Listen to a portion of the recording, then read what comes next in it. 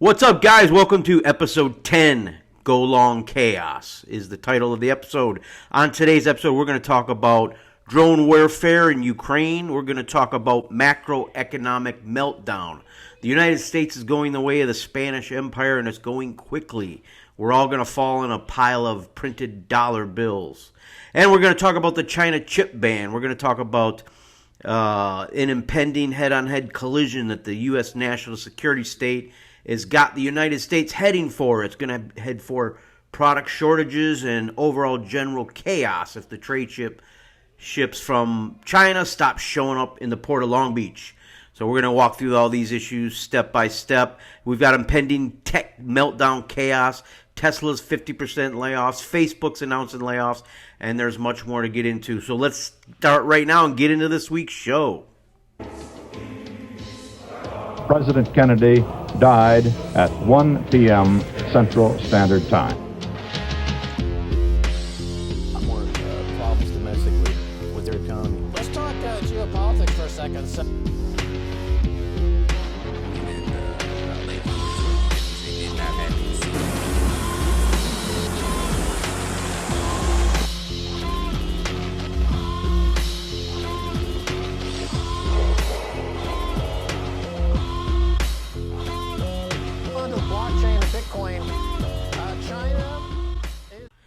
What's up, guys? So this first segment, we're going to cover how the United States is drowning in a pile of debt and printed money.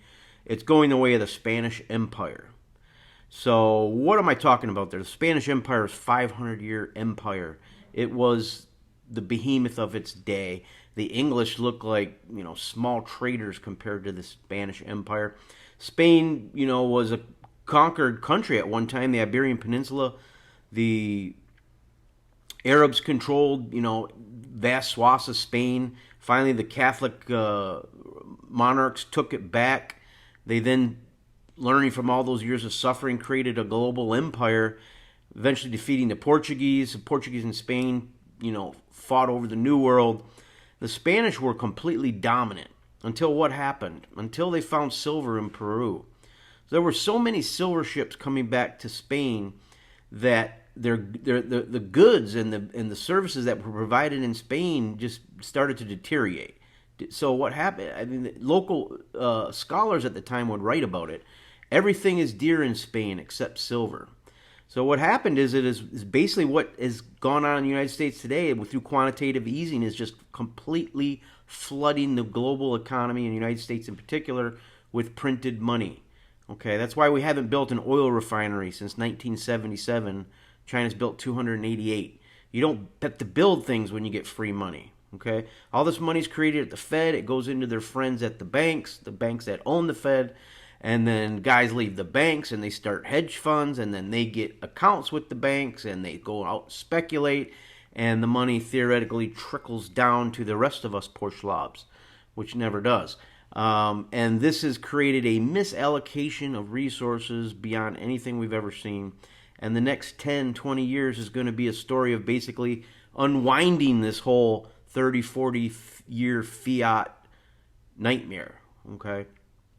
It's been a nightmare if you're on the wrong end of it. It's been manna from heaven if you're close to the money printing funnel.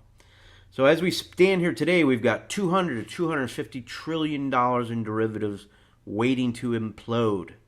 That's on the back of only an $80 trillion global economy. United States itself is $31 trillion in debt now. It's unpayable. The debt's unpayable. We don't even have a surplus to even try to pay it back. We have massive deficits, okay? Despite interest rates going up, the money printing is just going to be continuing. The government's putting $15 billion behind backing student loans to wipe those out.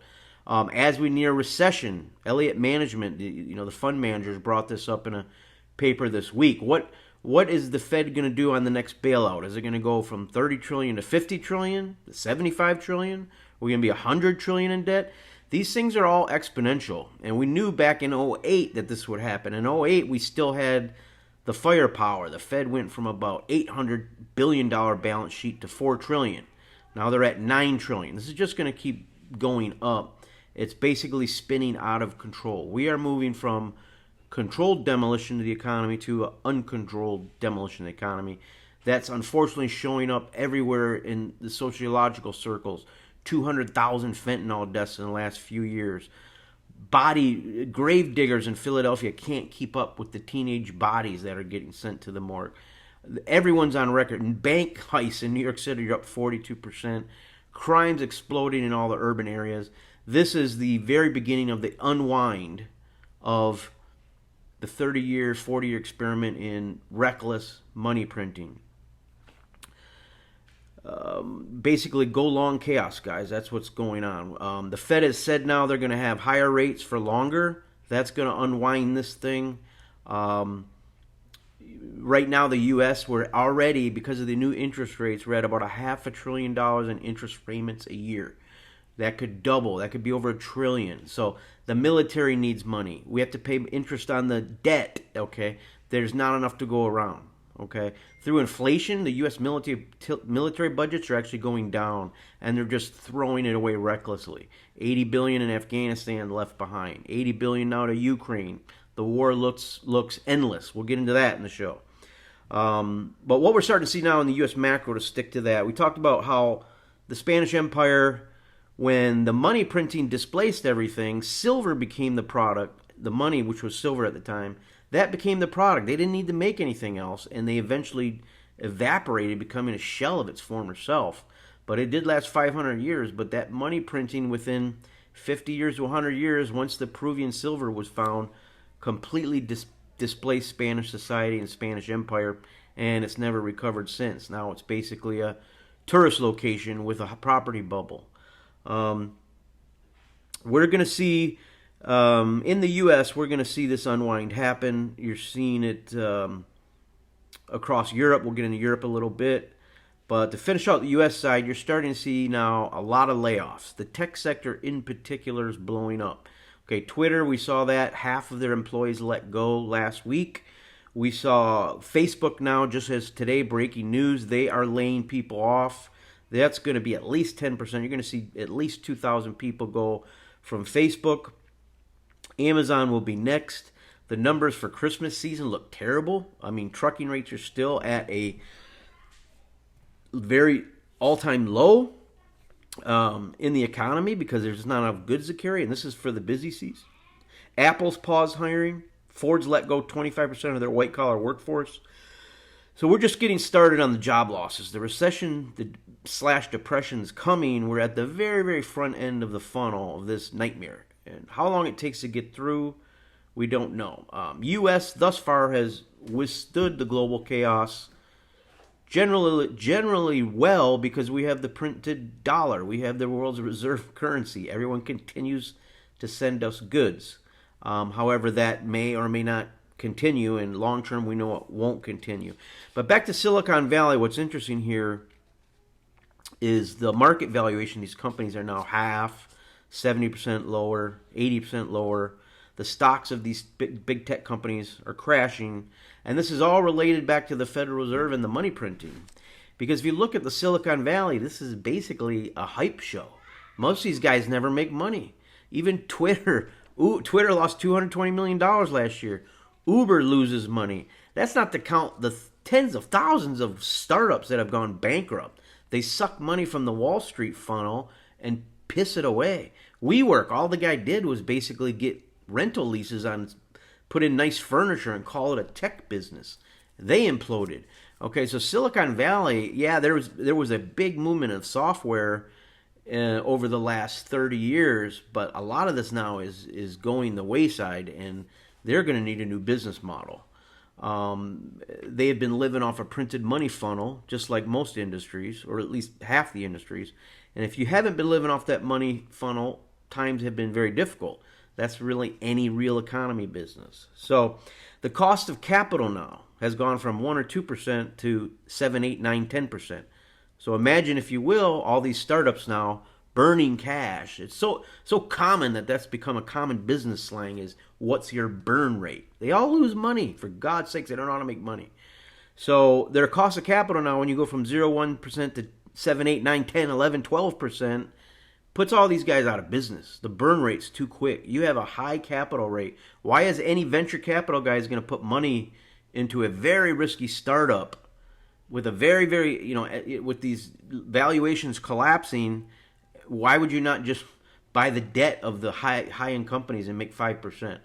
Okay, the risk reward trade for Silicon Valley is gone, and you're going to see over the next couple months just bad news after bad news after bad news. So keep your eye on that. The American economic unwind is just continuing. We are now in the Spanish Empire. We're in the last throes of the game, and let's just hope we don't get a credit event. So we've been expecting for a while now something is going to break in the credit system. When the credit system goes, there's no house loans, there's no car loans. It's 2008 on steroids. You can't bail out the system anymore because it's too big. If you print the money, inflation wipes out the currency. So that's where we're at. This is the American unwind. Now we're going to get into just a quick recap of the Russia-Ukrainian war. So what's going on in the war? The Russia-Ukraine war, this is really one of the topics we have to continue to cover until peace is found. We've got 100,000 dead and wounded from Ukraine. That looks like it's going up 200 a day, 300 a day. We have the Battle of Kherson coming. So Russians are mobilizing. They've mostly mobilized almost 300,000 troops now. These guys have been training. They're going to be put in defensive positions in the Russian-speaking areas, what Russia controls today, and then eventually the offense will restart on Russia's side. Before that happens, the Ukrainians are mobilizing now troops around Kherson. They're going to once again try to take Kherson, very important symbolic city in the south. They've got to get control of the whole Dnieper River there. Kherson is in the south opening area of the Dnieper River, so this is obviously a very strategic location. What's changed, though, is basically, they say in ancient warfare it's not about taking territories, it's about making sure your enemy can no longer continue the war. If you look at even in World War II or World War I, the losers could basically no longer function. They could no longer continue the war, and that's when peace started. In this situation, Russia is now taking out 40% of the Ukrainians' electrical grid with these Iranian drones. We're now in the era of swarm drone warfare. It was a very interesting development. With 40% of the electrical grid gone in Kiev and in the rest of the country, we're about to see anywhere from 5 to 10 million Ukrainian refugees. These are additional refugees. They're going to have to leave. When you don't have electricity, you don't have heat, you don't have water, and we're on the cusp of winter now in the Ukraine. So the additional thing is with 40% of the electrical grid taken out, substations, transformers, power generation units, everything goes haywire. You can't distribute the load across areas, and then eventually you get total and complete blackout. It just goes down. I think you're going to see a few more days of strikes with these Iranian drones from Russia, and you're going to get the end of the Ukrainian electrical grid. That's why, in breaking news, we've just heard, actually came out yesterday, there may be hints behind the scenes the U.S. is now asking Zelensky to open talks with Russia because they see what's coming. There's going to be no Ukrainians left to defend Ukraine. They're all going to have to leave. The civilian population is going to leave. This war is going to go on for 4 or 5 years. The European economy is melted down. Their business model's gone. Cheap Russian energy combined with German manufacturing that supports the welfare state, that's gone. Okay? Take a look at like the UK here. The UK was a money laundering center. It was basically a paper printing center, right? They controlled Channel Islands, Guernsey, Cayman Islands, Jersey, all these offshore tax havens, okay? And everything revolved around the city in London, the financial sector, the insurance sector. Okay, most of this financial sector is gone now with inflation over double digits and interest rates at 5, 6, 7% and going higher. Their business model's gone. So you got the UK business model gone, you got the German business model gone. What's left? Okay, there's not much left after that. So We have reached an existential crisis in Europe. The euro's down below parity. It's 97 cents. It could go to 70 cents. Okay, you could see the euro slide another 30% without a problem. The pound could go below parity against the dollar. Okay, this is all probably on the way in 2023, despite the U.S. going into rough economic headwinds. Okay, you had companies this week. French glass makers said that we're shutting down for 5 months. Their energy bills are up 10x. Okay, they can't afford it. So Europe, although despite getting their gas reserves up very, very high for the winter, about 94%, combine that with a mild winter, now all of a sudden they have cheap gas for the next month or so, or 2 months. The problem is you haven't fixed the problem. What about next winter? Okay, the model's gone. Without the cheap Russian gas, your model's broken. They are trying to get Qatari LNG over, and we'll talk a little bit about that in the next segment when we talk about the China stuff. So Europe's starting to crack. The Netherlands issued 91 waivers this week for Russian companies. You know, Netherlands is a major refining area, so we may just be giving lip service in the future here to Russian sanctions. But what's interesting to wrap up this Russia-Ukraine warfare section is this drone warfare, okay? Interesting thing I came across, 130 Rotax 912 engines have been stolen in Europe, okay? These are light aircraft engines, and they have been disappearing for years, okay? Now we find out they're found in the Iranian Moher 6 drone. This is one of their more advanced drones used for kind of reconnaissance and targeting. But what's really scary, and it's just the interest, obviously they've been stealing them from Europe, which is quite interesting. But what's scary is the new playbook, what we've seen with these Iranian Garan drones. Under $20,000 a piece. They have an MD-550 4-cylinder, 50 horsepower engine that's made in China. You know how many engines of this type China could make? Okay, they could make 100,000 a day if they want. Right now, Russia has a new plan for a Russian-made Garan drone factory. Will be up within months, and it's going to make 100 new Garan drones a day. So just imagine putting in 100 new drones every day for month after month, year after year. You will be able to bomb someone to the dark ages, which is what's happening in Ukraine now, literally. No electricity, no water. Okay, it's another foreign policy disaster, aka courtesy of your United States government. These drones, I've been studying a little bit of the specs. It's very interesting. I mean, they're so simple to make, low cost, and this is going to change warfare. You know, you had the era of the fighter jet, the 1980s Top Gun. Then you moved into the anti-fighter jet and anti-air weapon systems like the Russians S-300, S-400, S-500. That really makes it dangerous to fly jets. That's why you don't see a lot of sorties running around Russia and Ukraine nowadays, only occasionally because of the missile defense systems. And now you've got these things that come in swarms. They get shot off at 8 a time, 4 a time, 8 a time, 12 a time, and they overwhelm missile defense systems. So this is a very offensive, aggressive weapon, low cost. So it's all going to get down to who has the military and real economic might to make a lot of these low-cost drones and also put real boots on the ground. We're seeing that has not gone away, okay? Despite all the focus on high-tech, all the bells and whistles on your equipment, your space tech, these things, it looks like hard power is still here, and you need to be able to project that on the military. So talking about real economic power, that's what we're going to talk about now in the next segment. We talk about China, the microchip ban, and how the U.S. national security state has got us headed dead on into a war that could literally end the United States as we know it. All right, guys, this segment we are talking about the China chip war. This week we also had German Chancellor Scholz visit China on a delegation. It's quite upset the U.S. NatSec people. What's he doing over there? Why, is he trying to be better friends with China? They completely don't understand the global economy and real global economic trade flows right now. 100 companies, German companies, wanted to go over there with Scholz.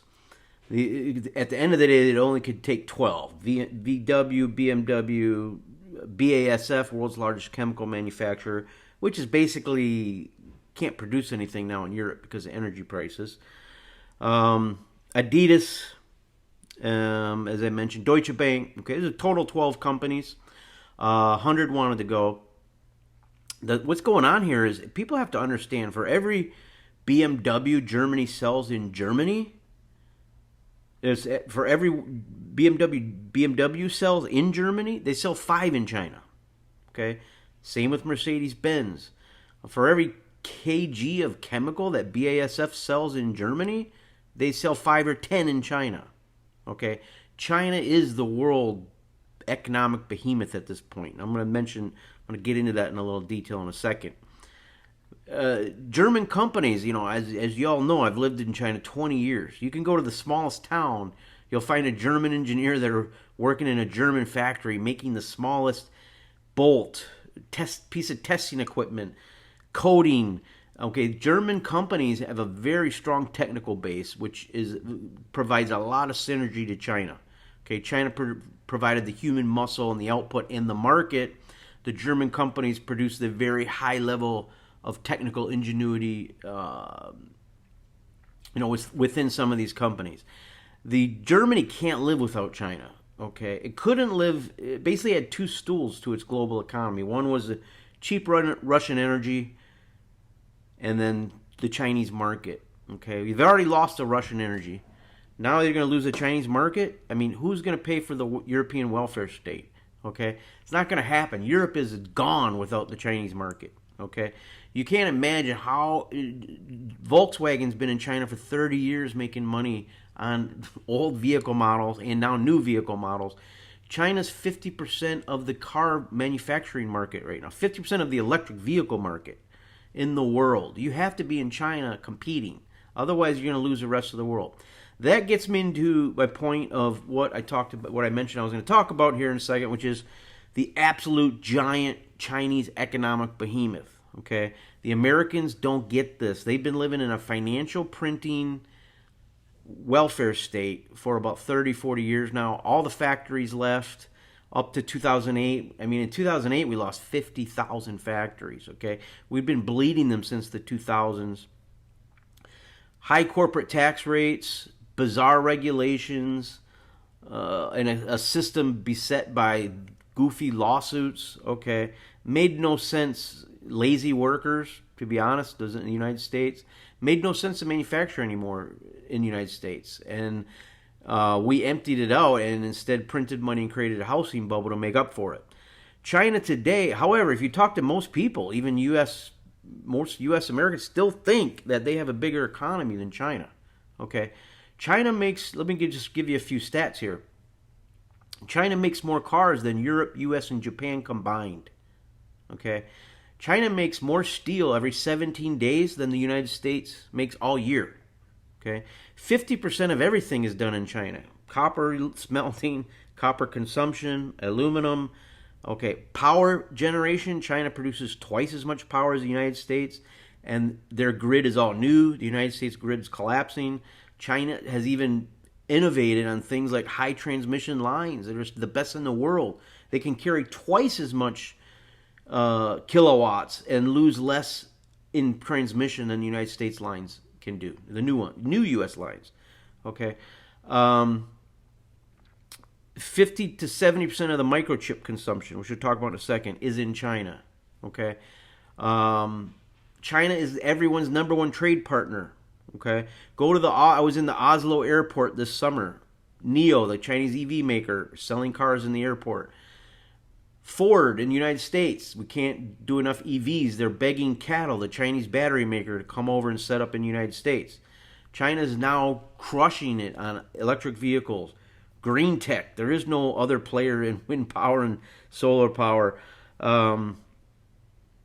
I mentioned steel. I mentioned real raw materials. China consumes 50% of it. Oil refineries. The United States hasn't built one since 1977. China's built 288. Okay. Container ships. U.S. lost its last commercial shipyard in the 90s. China builds over 1,000 a year of ocean-going sea container ships. That's why now when Qatar is going to needs to send LNG to Europe, they just put in an order with the Chinese shipyard for 7 new LNG carriers. Okay, not to the United States. We don't have a commercial shipyard anymore. We don't have a merchant marine. We have just a small tool machine industry. The United States is making 13 million cars. We made 18 million 20 years ago. Okay, we're in a depression in terms of real economic power in the United States. We are in the United States globally competitive in soybeans and corn. Okay, this is last century's. This is an 18th century economy, not even a 19th century economy. Okay, China, and we talk about the chip war. Okay, this to wrap up this area of the discussion.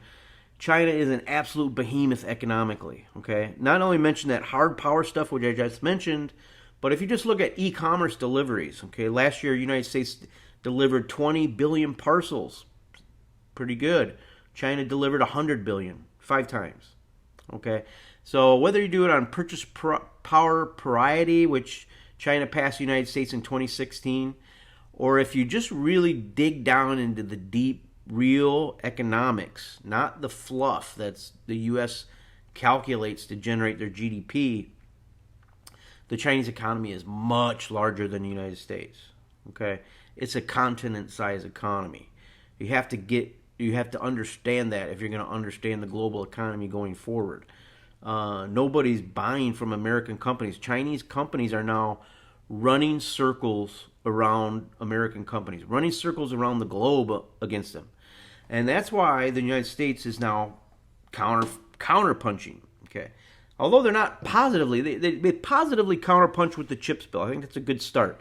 $250 billion chip bill for the first time in 40 years. Intel's going to put a factory up in the United States. Intel's $100 billion, Micron's $100 billion. Texas Instruments is invested. Everyone's putting up new chip fabrication plants. Now, phase 2, which they haven't figured out yet, which is where are these chips going to go? Okay, we don't make anything that the chips go into. Okay, so that's going to be a future down the road problem that they're going to have to try to figure out. Now, it's obviously going to need to be reshoring, but this stuff takes decades to reshore. Okay, I lived through that in China. I set up 15 factories. You know, I did myself as part of teams. These things take years. You have to learn the skills. People have to want to work. We have a workforce now in the United States, most of them on drugs. Okay, we have 200,000 fentanyl deaths a year, over 2 years, and that curve's going exponentially. Right, we could be at 200,000 a year fentanyl deaths. I mentioned in the first segment the crime. Okay, we are spinning out of control. This is not the kind of culture or economy you can actually successfully build semiconductors in. Okay. Back onto the tech war. So now the United States is counterpunched with trying to close off China, trying to limit the technology. We passed a chip ban a few weeks ago, costing companies hundreds of billions of dollars. Billions of dollars are going to lose in sales to China. China's 53% of consumption of microchips. The last technological redoubt the United States has is in a few semiconductor equipment testing manufacturers. And China's moving ahead and trying to beat them. I will say today, China's already technically ahead of the United States as a society. Economically, no question. Technically, it will surprise people, but it absolutely is. If you look at the WeChat super app, if you look at mobile payments, 50x the United States. Got people over here in the U.S. writing checks still. Technology, the infrastructure, the high-speed trains, the new airports, the new electrical grid. Chinese society is technically more advanced than the United States, and it's just going to go farther. And that's why we put 75 or so companies now on the unverified list, meaning you're linked with the Chinese military or the Chinese state. We've gone after all the artificial intelligence companies. We've gone after the drone companies, facial recognition. We're going after anybody to try to limit China's technical advance. And I'll give you an example of their technical advance. So 2016, China put $24 billion into a state-owned flash memory maker called Yangtze Memory Technology Corp, YMTC. That was 2016. Today, they have the most advanced technology. They're beating Samsung in flash memory. Apple was just about to introduce the chip, and the U.S. said no and put them on the list to get them out of the way. That's from 2016 to today, and they became number one in flash memory. Okay, there's companies, Nvidia. You ask them who their main competition is. It's BREN from China. Okay, artificial chip manufacturer, artificial intelligence. So we are now going after all these Chinese tech companies. We are in a tech war. Okay, we are trying to limit the growth of China because once you lose the technological leadership, the odds of you ever catching back up are it's very, very difficult to do. Now, if the United States is smart, we do have one advantage, is that we import brains from all over the world. So this could really be a world versus China situation if you look at it in a smart way. The problem is, with all the politics involved, U.S. really has a dumb immigration policy. We continue to bring in people that can barely read and write, and we block PhDs from getting in. So they obviously need to, if you get a PhD from a U.S. school, you should have a passport immediately. You get a master's degree from a U.S. school, if it's in a technical field, you get a green card. Okay. Other than that, you need to implement labor green cards that are never going to lead to citizenship and are going to allow people to come in and do the agricultural work. But the current system, which is just, we've had 5 million people come back into the United States in the last 18 months or so, 2 years, and it's just who's coming in, we have no idea. The country doesn't control the southern border anymore. It's the drug cartels. And so it's just a completely incompetent, misled system, and no one in either political party or leadership in the United States can lay out the real rational facts to American people and come up with a plan to fix everything. Okay? It just hasn't happened, and it doesn't look like it will.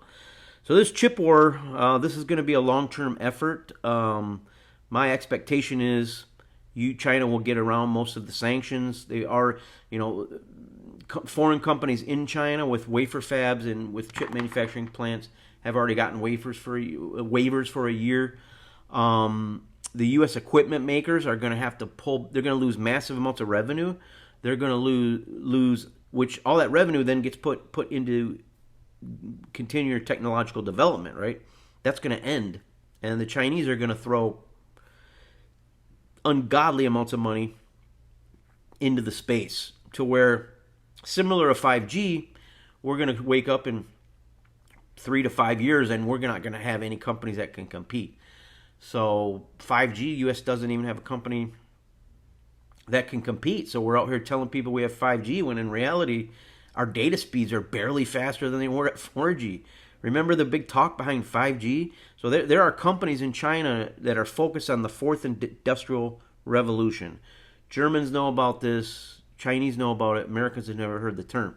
Basically, it's a terminology where you have high-speed, interconnected plants and networks that are getting materials in, and everything's processed and scanned, and you got artificial intelligence working from the data centers onto the plant floor, and you need very, very little labor. This is the future. This is where you can produce a lot of material prosperity without human grinding labor involved. So we don't have 5G now. China's running plants off the 5G stations with super high-speed data that are going to become all new subsets of brand new companies that the U.S. doesn't have the data speeds now to support. So blocking China, you probably could have, the U.S. had to take action, but they should have took action 10 years ago when China had 50% duty rates against their goods, and U.S. had 2% duty rates against China. Okay, China built up in a superpower behind high tariff trade barriers. They were a mercantilist economy. Most of East Asia is Japan, South Korea.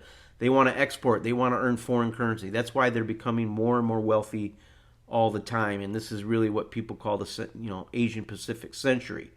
That's the way it's looking at this point. There are ways to fix it. Maybe I'll get into that in future episodes.